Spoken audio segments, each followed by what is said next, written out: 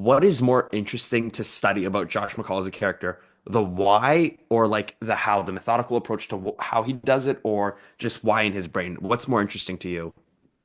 It's a really good question.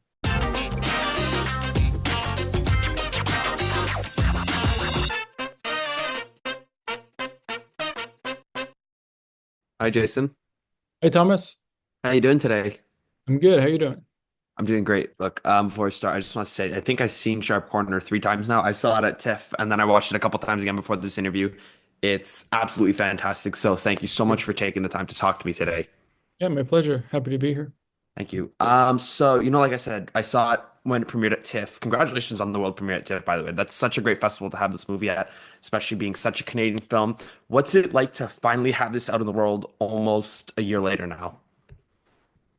It's been great. I mean, we've been traveling to different festivals. We were in at Rome, we were in Dublin and Glasgow in the US and all across Canada. And it's great. It's great to engage with different audiences in different countries and yeah, it's fun. It's fun learning about how people receive the movie, and it's been a pleasure. Something like you just mentioned, how people are receiving the movie. I'm always fascinated from a director's perspective when they hear what people think of the movie. I'm curious whether it was a very early screening when it was just a rough cut, or even just showing the final version on this press tour. What is the reaction that has stuck with you the most that you've heard from an audience member? Uh, I think I think it's when people when well actually I had a meeting in LA last week with the producer, and he said out of all the films I saw at TIFF, this one stuck with me. And that is something that I've heard, a number of times, that people are it's staying with them. It's It something is. that is like digs its claws in and doesn't let go. It's not for everybody, but for some people it's like it has that staying power, and that's for me that's the ultimate compliment when people are thinking about the movie even after they've seen it. Oh yeah, trust me. Look, like I said, I saw it at TIFF to prepare for TIFF, and it's been a long time, and I still remember it. It's still stuck with me, and I was very eager to rewatch it. So yeah, having that staying power is definitely something that I love. Something else I find interesting is this is your second film ever. How did you know Sharp Corners gonna be the next one? Because if I read it's adapted. If I read correctly, it's adapted off of something, correct? Like a story, Yeah, short story book. short story, yeah. How did you know this was going to be your next movie? What made you realize you wanted to do this?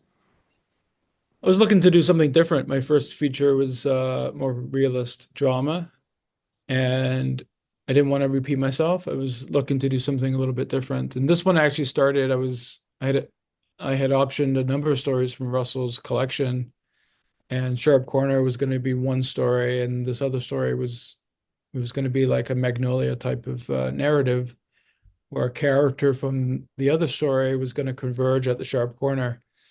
But as they started to develop the script, the Sharp Corner story became large enough that it needed its own movie. And it was so I dropped the other part of it and decided to just focus on this character, the Ben Foster character, and the Sharp Corner itself. For sure, for sure. And I want to talk about Ben actually because his performance in this movie is absolutely incredible. But what I really like about it is Sharp Corner in many ways. I feel like it's a character study of Josh McCall. And I'm curious because of like the way we see this man transform through these events to first preventing the accidents and then subconsciously trying to cause them in a way. I'm curious for you as the writer and director, what is more interesting to study about Josh McCall as a character? The why or like the how, the methodical approach to how he does it, or just why in his brain? What's more interesting to you? It's a really good question. Um, yeah, it's hard to really say it because I mean both those aspects. It was important for me that I don't explain the why, but I, I would say probably the why. I think the why is, this person like doesn't feel like they affect life in any meaningful way, and so this opportunity presents itself, and he has a chance to find purpose.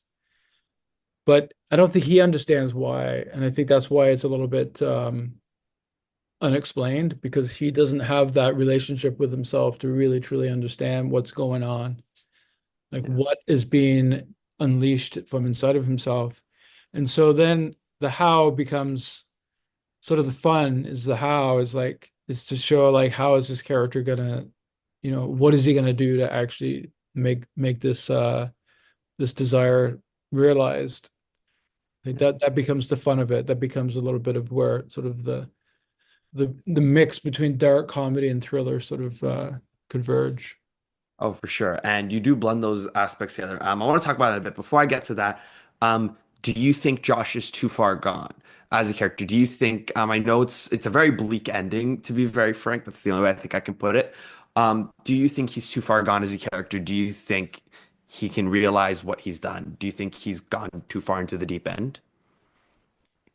Well, I think I want to leave that for each audience member. I don't want to like tip the scales in any particular way. I have my own opinion about Mm. it. I would say like the look on Ben's face at the end is Oh, indicative of where this character might go from there.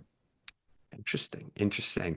Going back to the dark comedy and the thriller blends, I love when directors and writers manage to balance these two things so well, and it's something that always fascinates me. I think it's very hard to do, but you pull it off successfully as the writer and the director. I'm curious, what's the trick you can tell me to balancing those two genres up because they're very different on opposite sides of the spectrum, but you managed to balance them perfectly. Yeah, I wish I had an answer that, could be easily applied. It's, I tend to work intuitively. I always saw this movie when I was writing it, this particular way. And then I think seeing it a certain way, putting it down on the page a certain way, and then the responsibility of the director is to is to work with our key creative collaborators, to bring the best of what they can bring, but to all work towards a single vision. So you want to get everybody sort of moving their efforts in the same direction, and so that, and then in the editing, and then you sort of got to even it out in the editing. It's like, well, it's a little bit too comedic here. So we got to pull down Ben's performance here. And then we need to lift the thriller aspect here, and that's when score can come into it. So there's a lot of calibration that's happening in post-production. And I want to talk about post-production. I mean, just production in general, but post-production specifically is when you're like taking a lot of this stuff out of the movie because it just might not fit or it just it extends the runtime too long. I'm curious, was there something that absolutely broke your heart to take that breaks your heart to take out of the movie, whether it was just negative audience feedback or it just wouldn't fit into the final product, whether it's a scene, a character, subplot? Was there anything that just really was tough for you to take out of the movie? The tough thing for me to take out because we actually did shoot a denouement or resolution. There is something that is beyond the movie that people see that we decided, and my editor Jorge was a strong influence, made a case for ending the film where we do, and I think it was the right decision. And but there's stuff that we left that isn't in the movie, and in particular, there's one actor that was in the later scenes and also an earlier scene, and was a wonderful actor, gave a wonderful performance, but his material just happened to be in these scenes that we needed to cut I for the see. movie. And it's hard. That was hard. That was a hard that was hard to tell him that Yeah, his I stuff can hadn't made it into the end film. So that would be the most difficult part, I would say. I can imagine that's really unfortunate. And just my last question before you go. I know you guys are screening it in Toronto tonight, which is really exciting. I'm curious, which scene are you most excited for audiences to see, and which one do you think will like stick with them the most? Huh, interesting. There's a without giving too much away, although it's early in the movie, so it's not much of a spoiler, but there's a moment about 10 minutes in that always takes audiences off guard.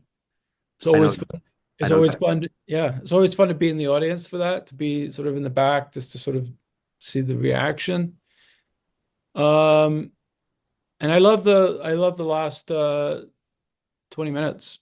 I feel like it becomes it's very cinematic. It's there's not much dialogue, and it's just it builds to to a crescendo in that Mhm. in those last I would say 15 minutes. And so that I always enjoy that part of the movie. That's wonderful to hear. Look, they're giving me the wrap. I just want to say again, thank you so much for taking the time to talk to me about this movie. I really do love it. It's something that's really stuck with me, and it's always just great to see Canadian cinema thriving. So thank you for making this movie. Oh, thank you. And thank you for taking the time to talk to me. Of course, it was a pleasure. Enjoy the rest of your day, and good luck at the screening tonight. Thank you. Thank you. Bye bye. Take care.